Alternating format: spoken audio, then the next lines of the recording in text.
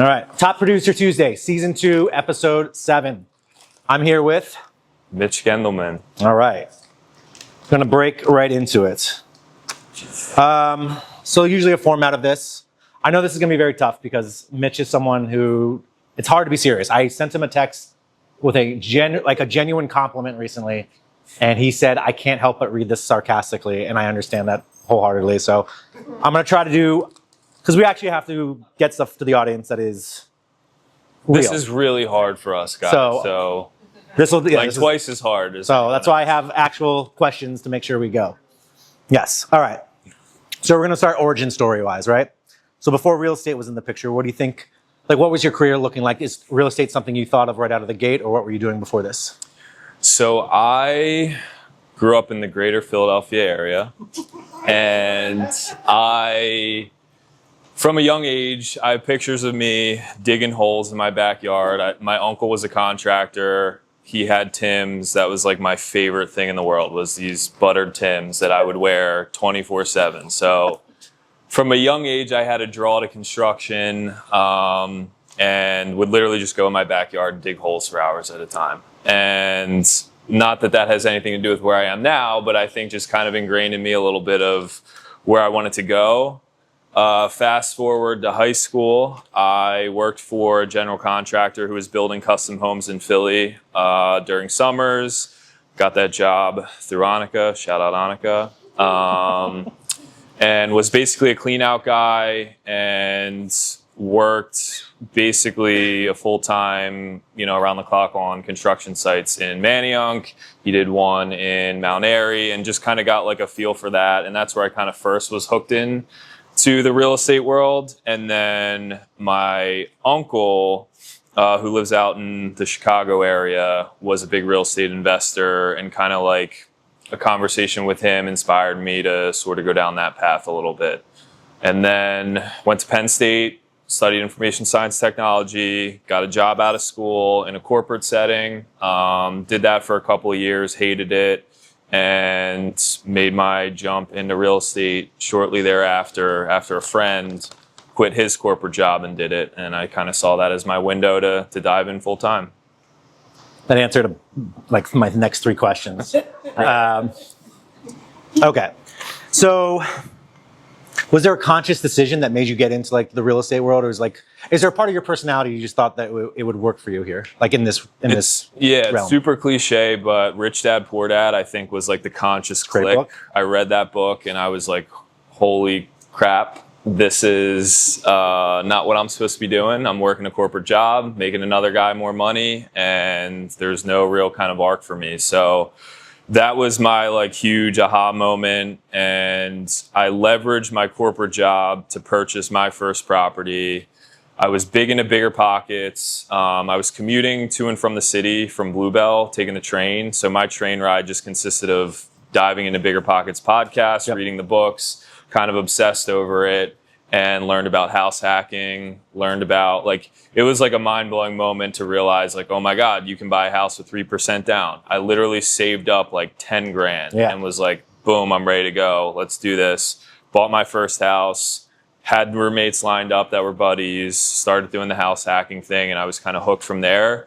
I was still working my corporate job, and again, kind of knew that my exit was going to be into real estate full time, and figured, why not just jump in head first and see what happens. There was no time but the present, and that was kind of my mentality. And how long have you been in real estate? 6 years now. 6 years. Okay. I don't want to talk about this year because I'm going to shower you with compliments shortly, but tell me about the first couple of years in real estate. What did that look like? How did it feel? Were there any times you almost regressed and thought, maybe I can't do this? It sounds like you actually hit the ground running more than most people, but tell me about that. Yeah, when I look back on when I first started, I feel like it was a really weirdly smooth transition. I obviously bought my first house before I got into it, so I had a really good idea of the process. I was kind of deep into the investment world through Bigger Pockets, through trying to do a little bit of networking here and there, and just learning the ropes from the ground up. So it was more of a natural transition than just like, I'm just going to try this and figure it out and see what happens. My first ever sale was Annika. Again, shout out Annika. Should be a core theme here. And I was showing her homes while I was getting licensed, basically like illegally. So that like the second my license came in, I could write an offer. I kind of already had set up my stuff with my team and knew I was going to be going there. And then literally, I think like the first week or two, I wrote an offer and got her a house. And that was kind of where I was off to the races. Very cool. So let's fast forward now to where you are now. When did you join Rarity? I joined Rarity February of last year. Okay. So, and the year before coming to Rarity, what kind of volume were you doing then? that's a great question. I got married that year, so There's no excuses. Just tell me the numbers. I actually don't remember. I want to say I did like 2.4 million, Yeah. but I flipped my first house that year. Oh, that's big. Yep. That was a huge focus. We were in the midst of getting married. That was also when like the market was terrible, and I wasn't really like.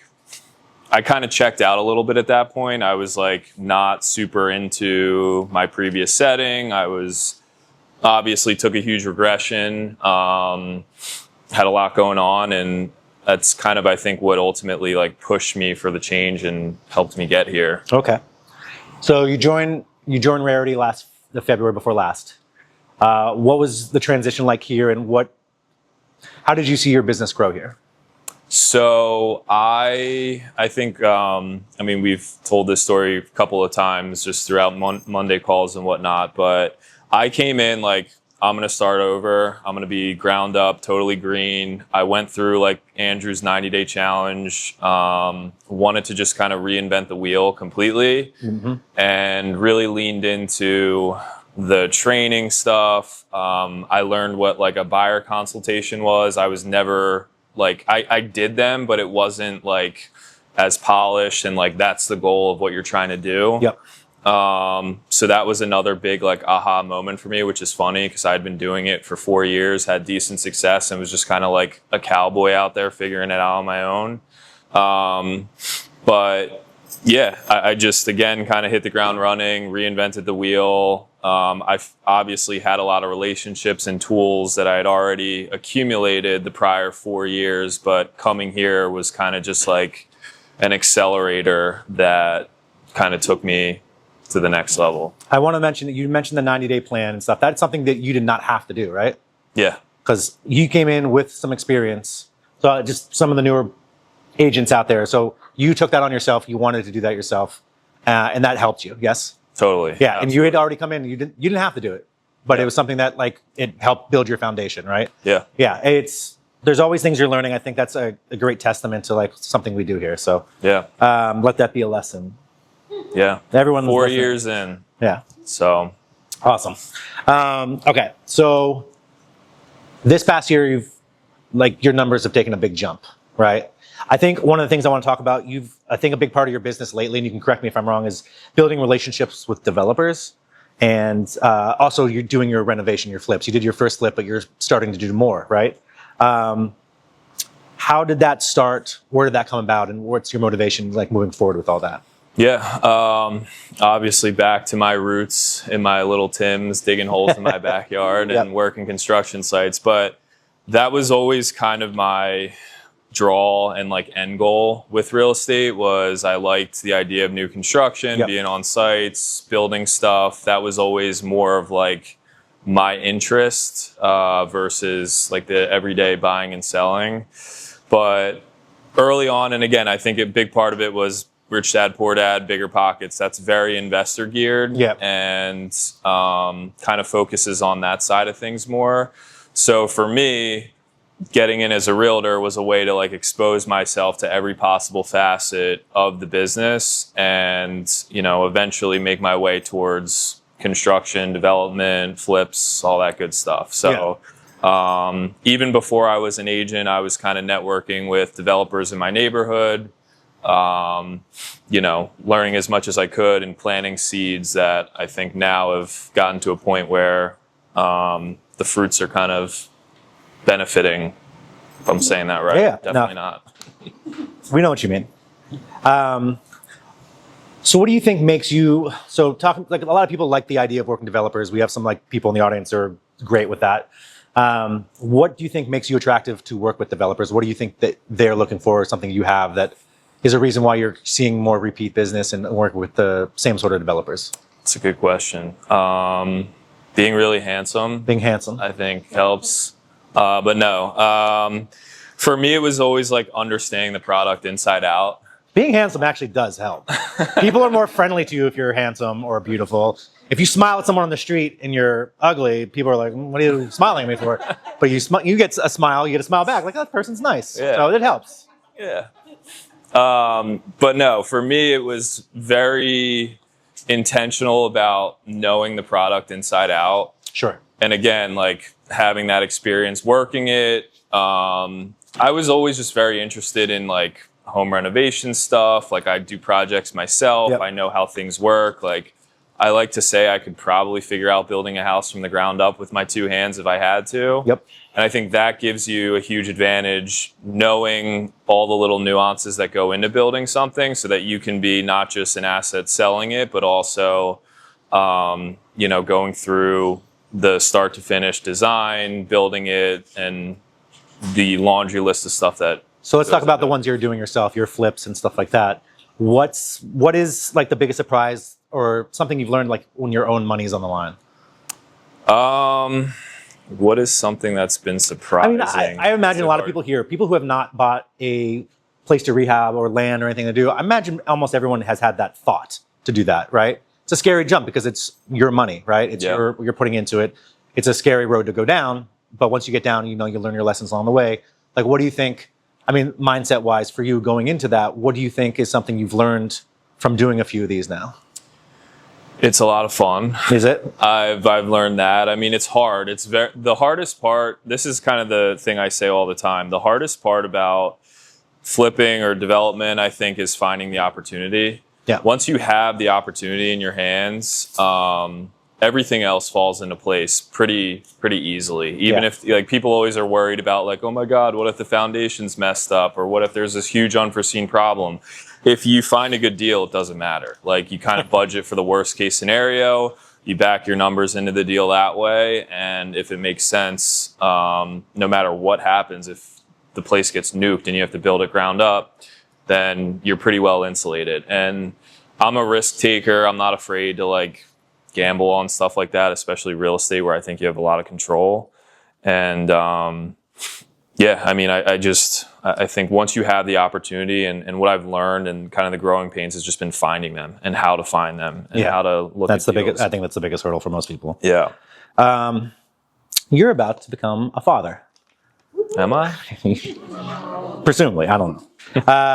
How's that changed your perspective on, career or anything moving forward? How's your mind shifted?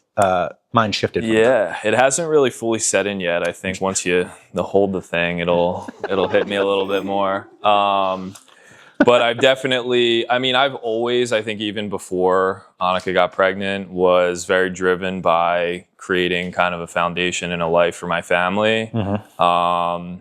And I think what'll happen is just a whole lot more purpose will come into the equation. I've been told, like a couple of my buddies who've had kids, they always say like your business takes off the second you have kids in the mix, you have something to work for, you have purpose.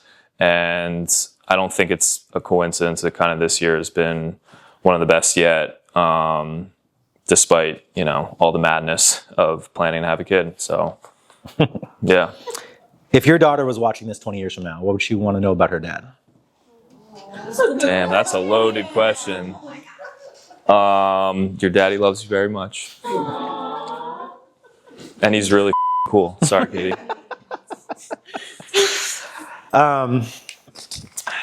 Sorry, I lost my train of thought where I was going with this. Sweaty off your feet there, buddy. I don't know. This year, you said your business has kind of exploded a little bit. Yeah. Talk about that. Is there a reason you think, is it just from the building the foundation up and everything's clicking this year? What do you think is different this year? Big part of it's Rarity. I have no problem giving the flowers and credit where it's due. And I'm not just saying that because there's a gun held behind my back right now. But coming here kind of opened up a lot of doors to relationships, developers, opportunities that I've kind of just like seized. And, you know, obviously there's big numbers behind it. I have had a lot of help with development stuff here, kind of polishing that arm of my business, and have been given opportunities. I mean, a big one's the Waybar 17th developments that were handed off. Shout out to Marissa. She plugged me in on those. But, you know, not just being granted an opportunity, but taking it and working as hard as possible to deliver on all fronts and using that to kind of snowball in other opportunities. So that was one of the big kind of jump starts for me. And then obviously everything that I kind of rebuilt here, you know, and worked on to help my business get to the next level has kind of started to really snowball into this year. If you were to sit down with the brand new agents right now and they were asking you, what do you think, like the thing they should focus on for long-term success, what would you tell them? I would tell them to find their like niche in the business. There's no like right answer of like what you should do. I think you got to lean into yourself and the things that you like doing, whether it's social media, whether it's construction, whether it's hosting events. And there's the beauty of the business is there's so many different ways, I think, to be wildly successful. And there's not like a singular blueprint that like do this and you're going to be successful. I think a lot of people fail because they think or they get guidance that like you need to do 4 open houses and then make a YouTube video once a week and then do this and this. And it's like they hate doing all that stuff. So they're obviously not going to be successful. But if there's somebody who's very involved with their gym or, you know, does a lot of charitable service, whatever, and they lean into those lanes and can really find a way to kind of click their business into it, I think they'll find a lot more enjoyment out of the pain of this business. Like, it's no secret, this line of work kind of sucks. But leaning into the stuff you like doing, I think is the key to success. And then obviously like all the other generic stuff, show up, do what you say you're going to do, be communicative, you know. So this past year, you took on an assistant coaching job for a Fishtown AC basketball league. You assistant coach under like a amazing coach, like who he was okay. How did that coach help you to become the realtor and man you are today?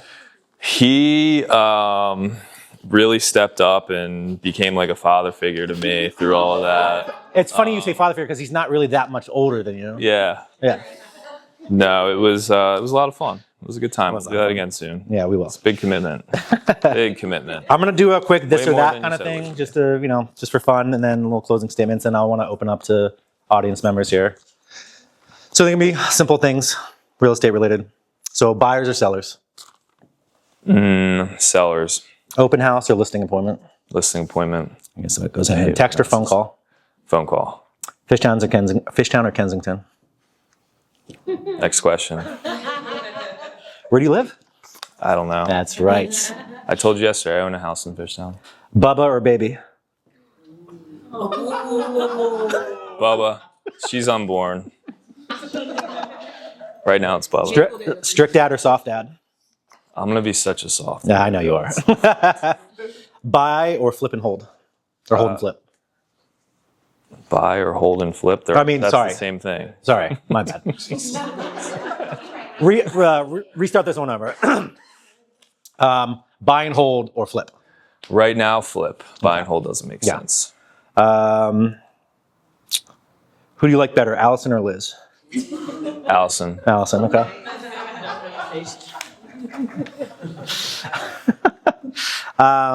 No, that's all really I got. That's it. That's where I want to go. So, no, listen, sincerity, I'm very proud of you as a person.